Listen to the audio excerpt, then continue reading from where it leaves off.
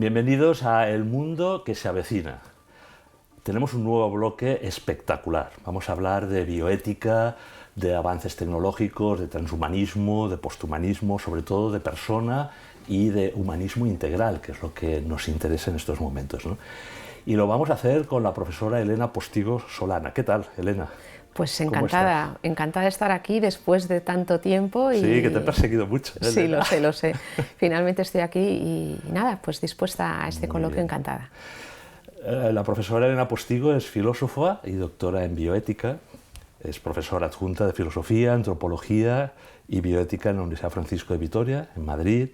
Y además, bueno, te diriges el Instituto de Bioética. Años estudiaste filosofía en Milán, pero tú ibas para médico, ¿no? Exacto, sí. Me fui a Milán a estudiar medicina y al último momento cambié a filosofía con gran disgusto por parte de mis padres, pero bueno, todo fue bien. Pero lo has retomado un poco con la bioética, ¿verdad? Exacto. Porque después te doctoraste, como he dicho, en Roma, ¿no? En bioética, en la Universidad del Sacro Cor de Roma. ¿Y seguiste ahí alguna estancia en el Gemelli, en el hospital? Estuve 3 años como profesora ayudante mientras terminaba la tesis y después ya me volví para España. Vale. Estuve en la Universidad de Navarra otros 3 años y ya después a Madrid. Aterricé en el CEU en el año 2000, yo creo que Donde estuviste también, ¿verdad?, de profesora. Sí, exacto. Bueno, varios años de docencia, siempre en el ámbito de la filosofía, la antropología filosófica, la bioética, ¿verdad? Sí, o sea, mi trayectoria profesional académica siempre ha oscilado entre la filosofía como una reflexión en torno al porqué de las cosas, al ser humano, a la persona, y la ética o ética aplicada, que ahora hablaremos de ello, ¿no? Es decir, no es filosofía pura, teorética, metafísica, sino que es una filosofía aplicada a las cuestiones de hoy en día y en particular a las intervenciones sobre el ser humano, ¿eh? En el 2012, creo, habías hecho una estancia en Oxford, en la universidad, ¿no? Ahí habías ya entendido un poco lo que era el movimiento transhumanista, pero creo que volviste en el 2012 para hacer una estancia y profundizar en el estudio de este movimiento, ¿no? El transhumanismo, etcétera, ¿verdad? Así es. En el 2007 fue la primera estancia, en donde descubrí de forma completamente sorpresiva a los transhumanistas y desde entonces mi investigación se orientó hacia ellos, entendiendo lo que era el movimiento. En aquella época no había muchas cosas traducidas, entendiendo lo que era desde el punto de vista filosófico, todo lo que implicaba y sobre todo las cuestiones éticas que planteaba, ¿no? Volví en el 2012, después de unos años, porque quería seguir ahondando y bueno, pues tuve contacto con Nick Bostrom, Sabulescu, otros autores importantes de esta corriente y de hecho, bueno, seguí todavía unos años investigando sobre transhumanismo, pero en los últimos años ya he dejado el transhumanismo, he dado carpetazo a la corriente y me he dedicado más a los desafíos tecnológicos y científicos que llegan, ¿no? Qué bueno, que tiene mucha relación. Sí, bueno, yo tengo que decir que tanto para Miguel Ángel Serra, amigo mío científico, y para mí, Elena Postigo, la profesora Elena Postigo fue nuestra maestra, ¿no? Es decir, que en esos años, 2012, nosotros yo creo que nos conocimos en Madrid, topamos con este tema, ¿no? En Poblet, en un seminario internacional,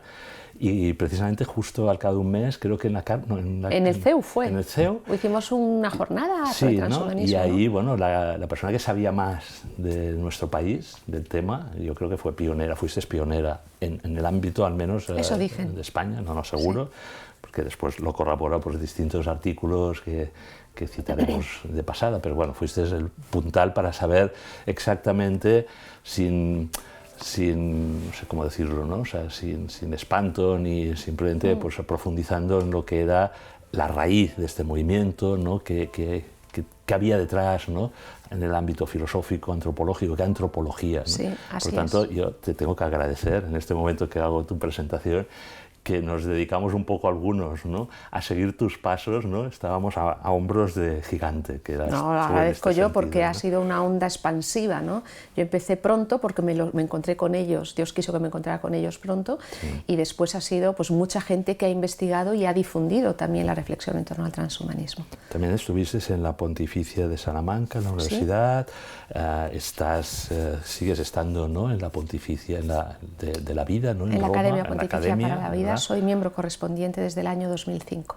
Directora de la Cátedra Internacional de Bioética de Jérôme Léger. Sí. desde su fundación, o sea, que estás trabajando ahí, ¿no? Sí, sí, desde el inicio en España. La Fundación Jérôme Lejeune, que sigue el legado del profesor Jérôme Lejeune, nace en Francia hace 30 años, tras su muerte, y en España la profesora Mónica López Barahona, que la podrías invitar un día, porque sabe mucho de estas cosas, pues da continuidad al profesor Jérôme Lejeune y crea la cátedra, y yo empiezo a colaborar con ella pues hace ya más de 10 años. En algún programa de un capítulo hablaremos más en profundidad, si te parece, porque vale la pena, ¿no? Vale la pena. Porque bioética es un referente y yo creo que nos puedes orientar muy bien. Dijiste un congreso, yo creo que el primero en España, ¿no? Desde la Universidad Francisco de Vitoria, sobre transhumanismo, aunque ahora lo tengas un poco aparcado, pero fuiste en 2021 18 o 21, no, 18 fue. 18. Sí. Un Congreso Internacional de Transhumanismo, no sé si fue el primero, yo creo que el primero fue el de Comillas, que fue el año anterior. Y nosotros, pero ya le estábamos dando vueltas a esto y afrontamos el transhumanismo en todas sus derivadas, en todas sus aplicaciones, ¿no? Incluso al que viniste. Incluso invitando al mismo Anders Sandberg. Nick Bostrom no quiso venir, nunca respondió, y Anders Sandberg vino, uno de los representantes de la corriente. Sí. Bueno, eres autora y coeditora de muchos libros, numerosos artículos académicos que se pueden encontrar pues, en Google Académico, ¿no? En Diálogo Filosófico, Cuadernos de Bioética, Arbor, Revista Bioética, se haría muy extenso y muy larga tu trayectoria académica, ¿no? Bueno, en este bloque queremos, de alguna manera, abordar distintos temas, ¿no? Tenemos 8 semanas por delante, ¿no? Te invitamos a cada una de ellas, ¿no? Donde, bueno, en esta primera, si te parece bien, hablaremos del poder biotecnológico, del desarrollo tecnológico y, sobre todo, algo que te interesa mucho. Bueno, primero definir lo que es bioética y qué diferencia hay y por qué es tan importante la reflexión ética y bioética en paralelo al desarrollo científico y tecnológico. Después abordaremos la semana siguiente un poco lo que es el paradigma tecnocrático, cuál es tu visión de persona, un humanismo integral. Desarrollaremos, para los que no lo conozcan, qué es el transhumanismo, qué es el posthumanismo, qué es el mejoramiento humano, ¿no? y si es real o si hay más de mito y de ciencia ficción o de realidad científica. Varios temas sobre si tenemos que ser cibos o si vamos a ser, si seguimos siendo sapiens, si debemos continuar en la especie humana, la edición genética, o sea, distintos temas de bioética que tú tratas muy bien, ¿no? Avanzados, ¿no? y que están ahora ya eclosionando, la eutanasia, la edición genética, para terminar un poco con uno de tus libros que creo que estás preparando. No me has querido explicar mucho, pero sobre todo es bioética para las generaciones futuras, ¿no? y la importancia de tratar estos temas, ¿no? Me pediste que todos los capítulos, ¿no? lo comunicase que los vas a abordar desde tu perspectiva, ¿no? que no deja de ser antropológica, desde la filosofía antropológica, ¿no? que es la persona, la dignidad, ¿verdad? Cuál es la fundamentación filosófica y particularmente metafísica de lo que es el sustento de la ética y de la bioética, ¿no? la ética aplicada. También, por tanto, abondando en este segundo pilar, ¿no? que es la ética, y que ahora ya casi podemos hablar, ahora lo definirás, ¿no? No solo de bioética, sino de tecnoética, de algorética, ¿no? Hay como distintos análisis sobre actuaciones, ¿no? Intervenciones sobre el ser humano, ¿no? Desde distintas disciplinas, que son las que tú has ido trabajando, ¿no? Esta antropología filosófica y esta ética aplicada, de la mano, de una forma transdisciplinar, ¿no? Y bueno, abierto también a una visión teológica y de la trascendencia, ¿no? Porque es muy importante que sea así, ¿no?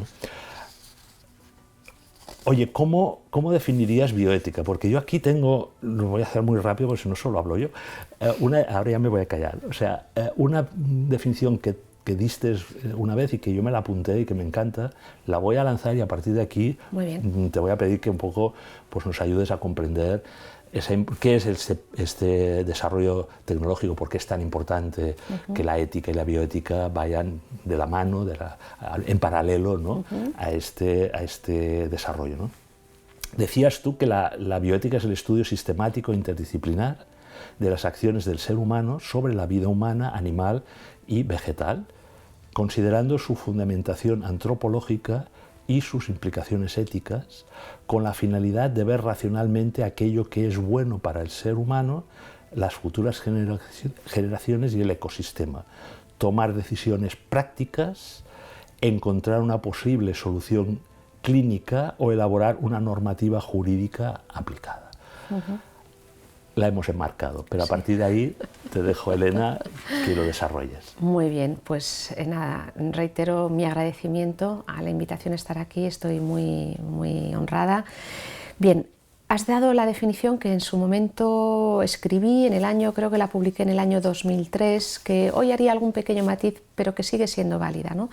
Quizás antes de poner el foco en la bioética voy a desenfocar e ir a la filosofía, ¿no? Porque como bien has dicho, el enfoque que tengo de la bioética, que no es de todos los que se dedican a la bioética, hay autores que tienen una bioética utilitarista, muy reduccionista, de cálculo coste-beneficio, de aplicar principios. No, para mí y para muchos autores, sobre todo los que venimos de una cierta tradición del realismo filosófico, la bioética es una ética aplicada y por tanto en el árbol de la filosofía, por entendernos con la metáfora del árbol, el árbol de la filosofía tiene muchas ramas, ¿no? La filosofía es la búsqueda del conocimiento, la búsqueda de la verdad, la búsqueda del porqué de las cosas, y ahí tendrías las raíces, sería la metafísica, la ciencia que estudia el ser, la ontología, qué son las cosas, qué es el ser, qué es el no ser, qué son la sustancia, qué son los accidentes. Esto que parece que está muy lejos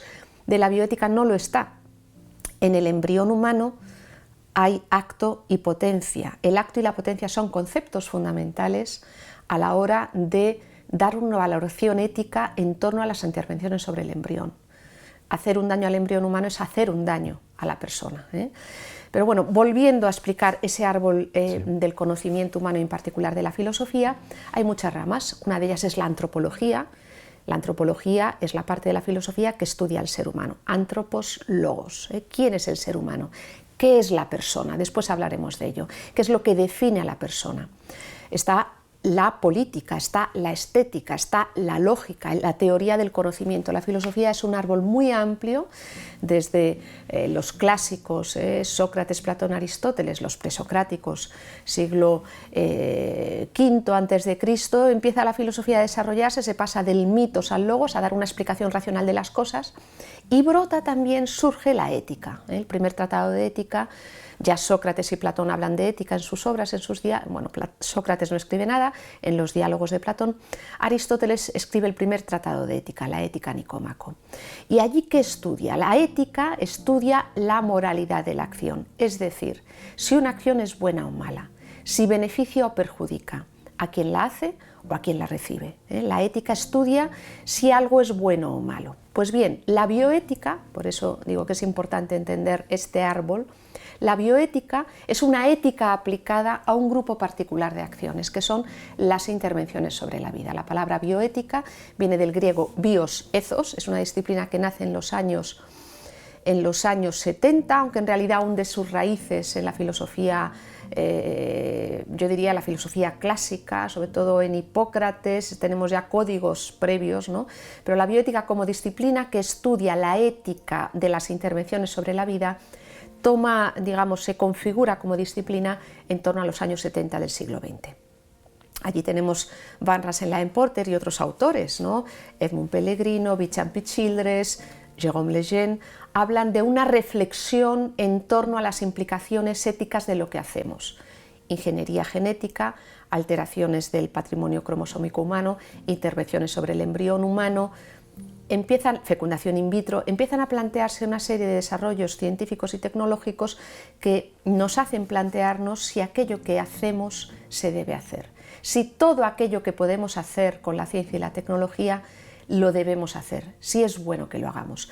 Eso es lo que estudia la bioética, es decir, si las acciones o las intervenciones sobre la vida humana, animal y vegetal, también incluyo en el animal y la vegetal, porque en el fondo estas influyen también en la vida humana, es decir, si yo me dedico a hacer transgénicos o a clonar vacas, eso puede afectar a la salud humana. De hecho, está prohibido comer carne de vaca clonada porque podría afectar a nuestra salud.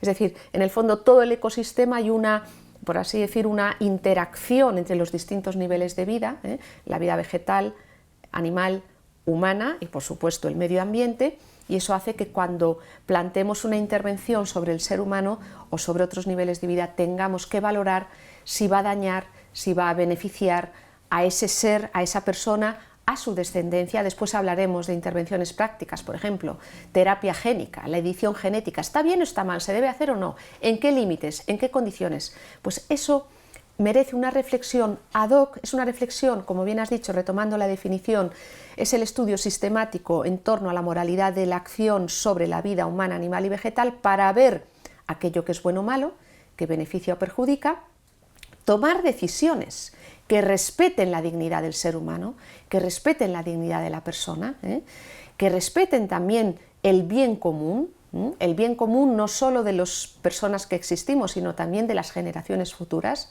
porque yo puedo dedicarme a alterar el patrimonio genético humano, y si eso perjudica dentro de 2 generaciones, ¿no? Lo tengo que hacer con mucha cautela, tengo que hacerlo con precaución, ¿no? Claro. No puedo alterar y dedicarme a hacer edición génica como hizo He Jiankui, este investigador chino, ¿no? Que ha vuelto otra vez. Ha vuelto, ahí está en redes sociales dando la lata, siempre en laboratorios vacíos, ¿eh? No hay nadie en sus laboratorios, ¿no? Y diciendo, el otro día en un tuit comentaba, como decía, Occidente está lleno de eticistas, la ética no sirve para nada, poco menos riéndose, ¿no?, de la reflexión ética. No sirve, no hace falta ningún control ético, no señor, es que usted puede ser que destruya embriones, destruya... Lo citaremos en un capítulo, si te parece. Sí, por supuesto. Porque el público a lo mejor no sabe quién es, pero... Hablaremos de la edición genética y de él, ¿no? Retornaremos más tarde, pero por concluir la definición, claro, hay que ver aquello que es bueno o malo, no solo para la persona que existe, sino para su descendencia, para las generaciones futuras. Yo desde que empecé a estudiar bioética en el año 95 en Roma, me di cuenta que la bioética estaba muy centrada en el ser humano actual, en las personas vivientes, que ya estamos aquí.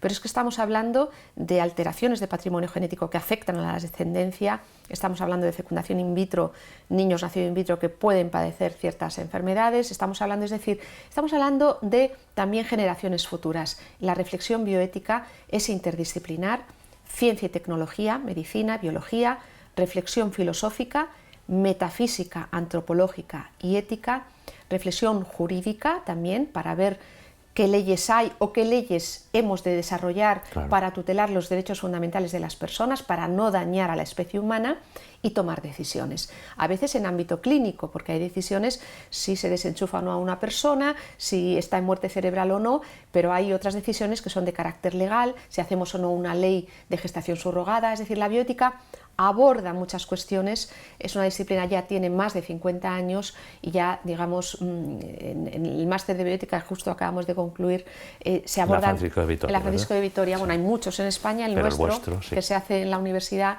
que es un máster, un título oficial íntegramente online junto con la Fundación Jérôme Lejeune. Interdisciplinar, Interdisciplinar, o sea, que por supuesto. Ir de todo tipo de alumnos. Tenemos científicos, médicos, enfermeras, biólogos, profesores, juristas, economistas, ingenieros biomédicos, genetistas. Está abierto a todo aquel que tiene una inquietud en torno a los problemas éticos del desarrollo científico y tecnológico, ¿no? Los pioneros de la bioética se dieron cuenta de que la ciencia y la tecnología, que es algo que sale de la mente humana, y no lo quiero demonizar en absoluto, es decir, mi visión es una visión realista, el ser humano desde que es humano, con la técnica y la tecnología transforma la naturaleza para obtener unos fines, para desarrollar ciertas cosas, para crecer en la medicina, en el bienestar humano, ¿no? No cabe duda de que la tecnología nos ha traído muchas cosas buenas, ¿no? Pero al mismo tiempo para encauzarla prudentemente, con sabiduría, sin dañar a los más vulnerables, sin eliminar a los que tienen discapacidad o alteraciones genéticas, es decir, teniendo en cuenta toda una serie de elementos importantes, ¿no? Y Elena, bueno, has definido y acotado muy bien la bioética, pero ahora surgen otros conceptos, ¿no? La tecnoética, la algorética, ¿no? Es decir, la ética de los algoritmos, de la inteligencia artificial, la neuroética, ¿no? Con todos los temas de la neurociencia que son impresionantes, es decir, que ¿cómo encajan ahora todos estos nuevos conceptos y disciplinas? Pues, ¿no? yo diría, son todo éticas aplicadas, es decir, en ese árbol de la filosofía, la ética estudia la moralidad de la acción, intentando decir si esto es bueno o malo, en la filosofía clásica y realista, basándonos en la naturaleza humana, en una visión determinada del ser humano. Las éticas aplicadas, entre las cuales está la bioética, son éticas aplicadas a un grupo particular de acciones, es decir, analizar la acción en este campo particular, ¿no? Intervenciones sobre la vida. la algorética, que estudia la ética del algoritmo, es decir, la ética de las aplicaciones de la inteligencia artificial a distintos ámbitos, a la medicina u otros ámbitos. La neuroética estudia la ética de las intervenciones sobre el cerebro, sobre la dimensión neuronal.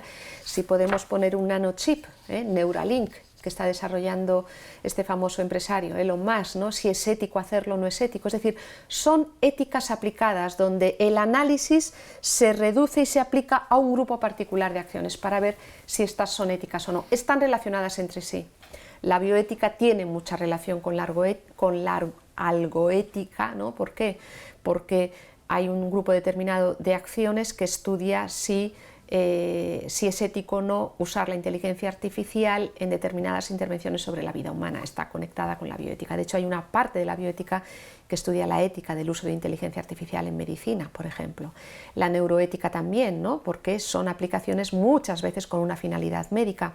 Es decir, se solapan entre ellas. Si hiciéramos un círculo, pusiéramos el círculo de la ética, que a su vez está en uno más grande de la filosofía, hay digamos, círculos concretos de bioética, algoética, neuroética que se solapan entre sí, interseccionan entre sí. Claro, porque hay convergencia de tecnologías exponenciales o emergentes, que ellos también como científicos trabajan de forma transdisciplinar, y entonces es inevitable que los que os dedicáis a la ética y ética aplicada, bueno, tenéis que trabajar también de esa forma transdisciplinar con un neuroético, que a lo mejor tú pues, te has especializado más en bioética y en cambio a lo mejor habrá alguien que estará trabajando más en los temas de inteligencia artificial o los derechos o los futuros derechos neurológicos y toda la problemática, los neuroderechos del doctor Juste y sobre todo ver un poco la problemática que cada una de estas ramas, ¿no? Que además confluyen, como tú bien has dicho, ¿no? Convergen. Se llaman tecnologías emergentes y convergentes. ¿no? En ese desarrollo tecnológico, tecnocientífico, en el cual tú insistes siempre que debe haber en paralelo, no detrás, ni tarde, sino anticipadamente y en paralelo esa reflexión ética. Pero claro, yo me pregunto, en un mundo tan globalizado donde tenemos tantas cosmovisiones, ¿no?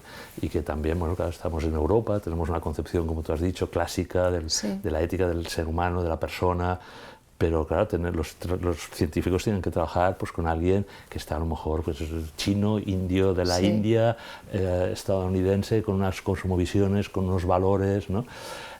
¿Crees que la ley natural, o sea, podemos fundamentar esa ética que algunos pretenden que sea universal, no sé si estás a favor o en contra, es decir, encontrar unos elementos comunes en este panorama que tenemos que ir frente a un poder tecnocientífico que puede ser que nos complique la vida, ¿no? Que no sea a favor, pero que también queremos conducirlo hacia el bien común. ¿Crees que esa ética tiene una facilidad a partir de entender lo que la ley natural, ¿no? define al ser humano, define nuestras relaciones, ¿no? Para que nos pongamos un poco de acuerdo sin ser utilitaristas, sin ser una ética de consenso? ¿Cómo lo ves? Antes de contestar a la pregunta, que después la retomo, permíteme hacer una puntualización sobre cómo debe avanzar la ética en relación con el desarrollo científico y tecnológico. He dicho, en efecto, que en paralelo, pero lo más adecuado sería decir que debe estar, digamos, debe ser intrínseca al desarrollo científico y tecnológico. Y me explico.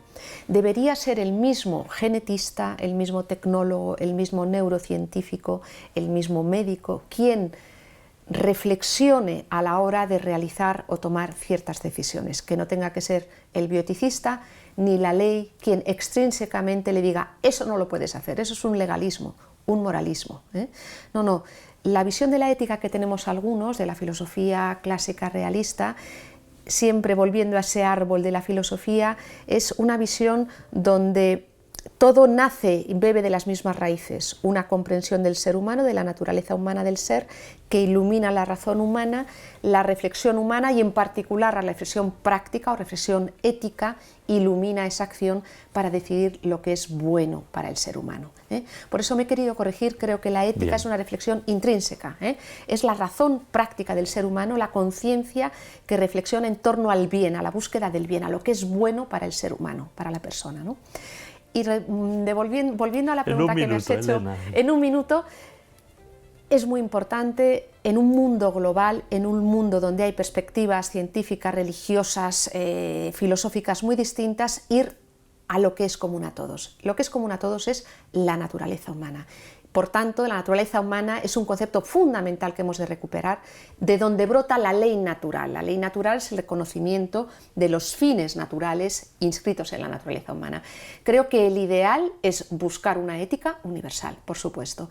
Es difícil en un panorama donde la ética ya es muy variada y donde, digamos, estamos desgraciadamente en un relativismo moral, ¿no? Pero yo soy de las que cree que todavía es posible recuperar la noción de naturaleza y descubrir una ética natural dentro del ser humano. Elena, si te parece, retomaremos este tema en el Perfecto. siguiente capítulo, porque nos hemos quedado cortos. Sí, sí. Por lo tanto, Se nos ha hecho corto, se ¿no? nos ha hecho corto. Sí. Te invito A retomarlo. a retomarlo la semana que viene, si Dios quiere. Por supuesto, encantada, aquí estaremos.